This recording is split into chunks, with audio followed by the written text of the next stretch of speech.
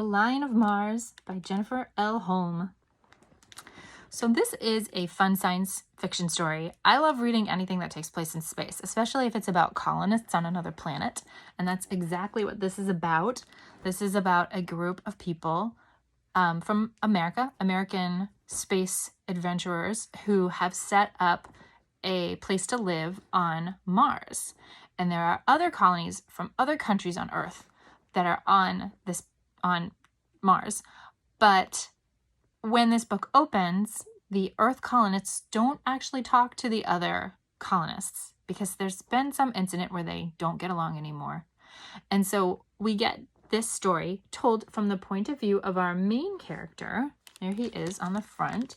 His name is Bell. And he is really curious about, what happened, but nobody will tell him. Him and the other kids have wondered about it.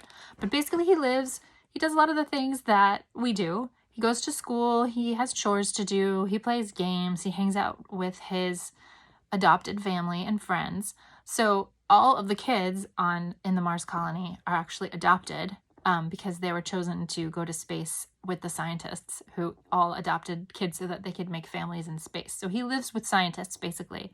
So it's not like he has one mom and one dad. He actually has like a community that are all his family and they've all been raised together. It's interesting. So things are going along okay, except for the fact that they're kind of isolated and they don't have any other friends except that same community.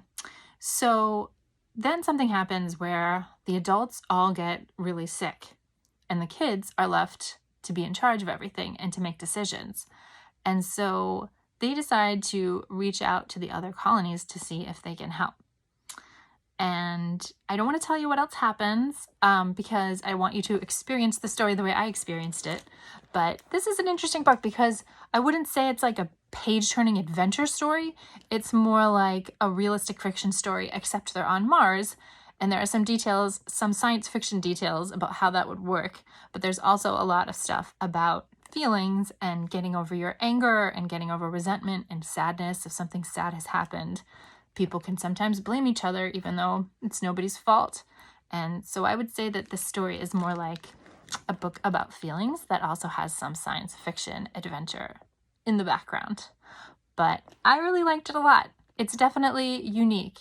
And all of the details about life on Mars were really fun as well. So that's The Lion of Mars, and it's by Jennifer Holm, and it's on our 4th and 5th grade summer reading list.